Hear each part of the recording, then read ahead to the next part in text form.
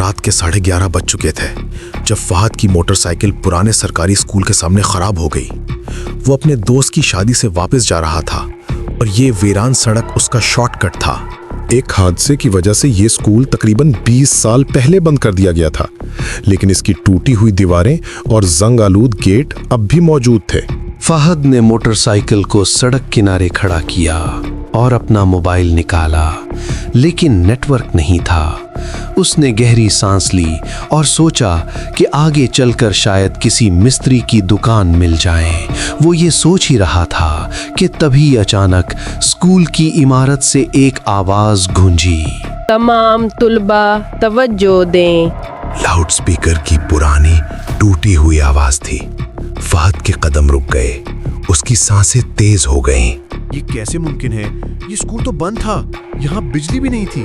Assembly 5 minute میں شروع ہوگی۔ آواز دوبارہ آئی، اس بار زیادہ واضح۔ فہد نے مڑ کر اسکول کی عمارت کی طرف دیکھا۔ اندھیرے میں وہ عمارت کسی بھوت کی طرح کھڑی تھی۔ اس کے دل میں خوف اور تجسس دونوں تھے۔ وہ جانتا تھا کہ اسے یہاں سے فوراً نکل جانا چاہیے، لیکن کچھ تو تھا جو اسے روک رہا تھا۔ اس نے ہمت کی اور آہستہ آہستہ اسکول کی طرف چلنا شروع کیا۔ مین گیٹ آدھا کھلا تھا۔ اندر جھانکا تو صحن میں صرف اندھیرا اور خاموشی تھی۔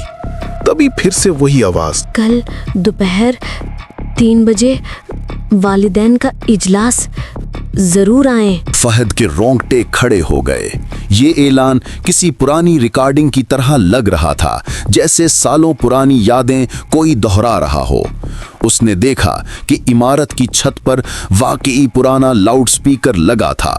اچانک موبائل میں نیٹ ورک آ گیا۔ اس نے فوراً اپنے بڑے بھائی کو کال کی۔ 10 منٹ بعد اس کا بھائی حمزہ اپنی گاڑی لے کر پہنچ گیا۔ یہاں کیا کر رہے ہو؟ حمزہ نے پوچھا۔ فہد نے ساری بات بتائی۔ حمزہ کا چہرہ سنجیدہ ہو گیا۔ اس نے کہا، مجھے اسکول کے بارے میں کچھ یاد آ رہا ہے۔ حمزہ نے بتایا کہ 20 سال پہلے اس اسکول میں ایک پرنسپل تھی جن کا نام فاطمہ بیگم تھا۔ وہ بہت سخت مگر نیک دل خاتون تھیں۔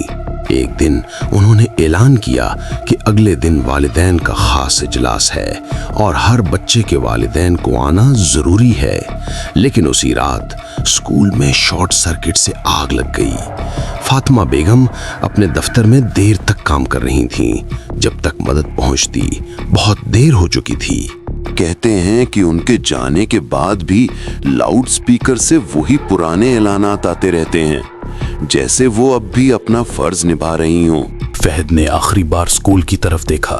لاؤڈ سپیکر خاموش تھا، لیکن ہوا میں ابھی بھی ایک عجیب سی گونج باقی تھی۔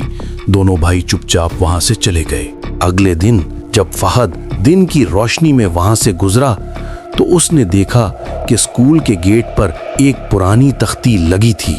اس پر لکھا تھا، یہ عمارت مرحومہ فاطمہ بیگم کے نام، جنہوں نے زندگی بھر تعلیم کی روشنی پھیلائی۔ فہد کو سمجھ آ گئی کہ کچھ روحیں اپنا کام ادھورا چھوڑ کر نہیں جا سکتیں، چاہے موت بھی آ جائے۔